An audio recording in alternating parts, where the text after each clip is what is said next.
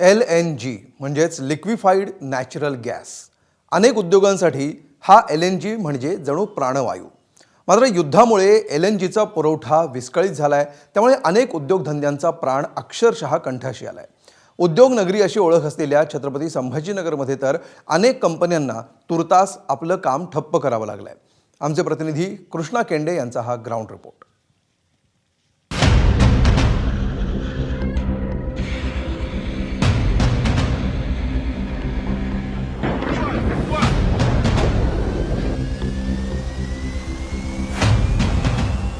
आखाती देशातील युद्धाचा फटका छत्रपती संभाजीनगरच्या ॲटो इंडस्ट्रीला बसणार आहे. काही ठिकाणी बसतोय.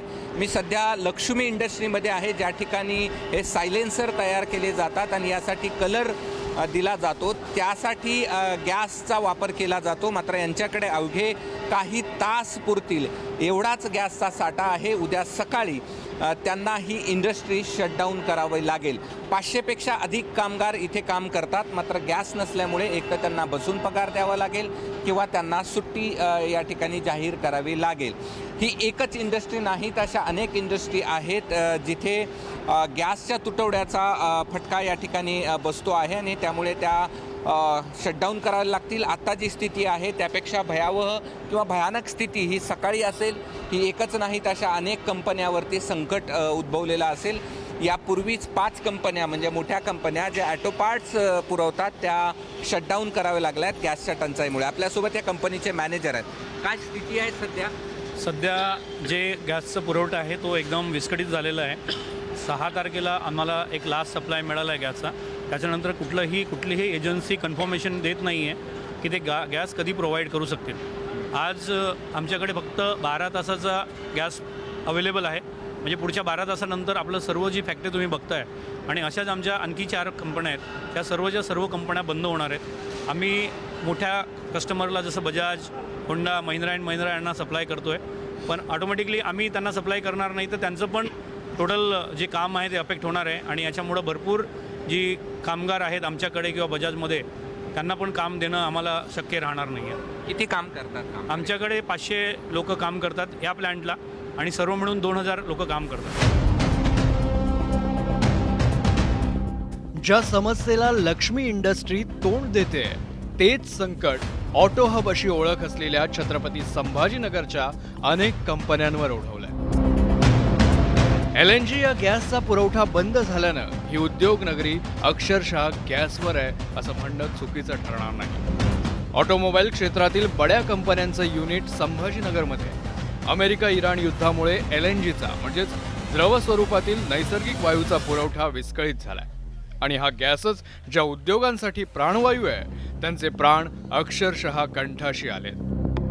ज्यात Sanjeev auto, Nihar engineering, Sankesh industry, लुमिनाज ऑटो, लक्ष्मी इंडस्ट्री यांचा समावेश आहे.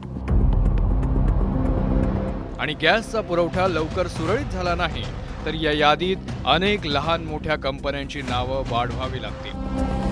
हमारे रिसर्च के हिसाब से 24-25 में जो डेटा है उसके अकॉर्डिंगली कम से कम 250 टू 300 टन्स पर डे का यूसेज है इंडस्ट्री में. और ये भी इंडस्ट्री में ऑटोमोबाइल इंडस्ट्री सबसे ज़्यादा ये यूज़ करती है. सेरेमिक जो इंडस्ट्री है वो यूज़ करती है.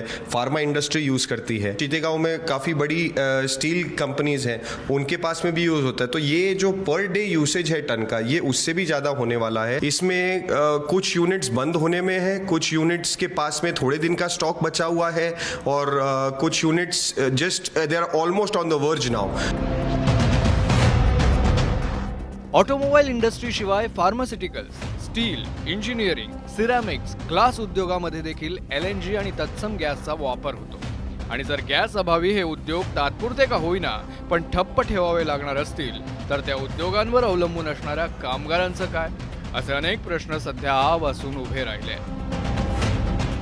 आम्हाला जेव्हा काल सकाळी आमच्या उद्योजकांचे फोन आले की आमचा गॅस एकाएकी त्यांनी आजपासून बंद केला आहे, तर आम्ही इमिडिएट पेट्रोलियम मंत्र्यांना मी ईमेल केला आहे, पत्र पाठवलं, कलेक्टर साहेबांनासुद्धा केलं आहे आणि इंडस्ट्री सेक्रेटरीलासुद्धा आम्ही पत्रव्यवहार केलेला आहे.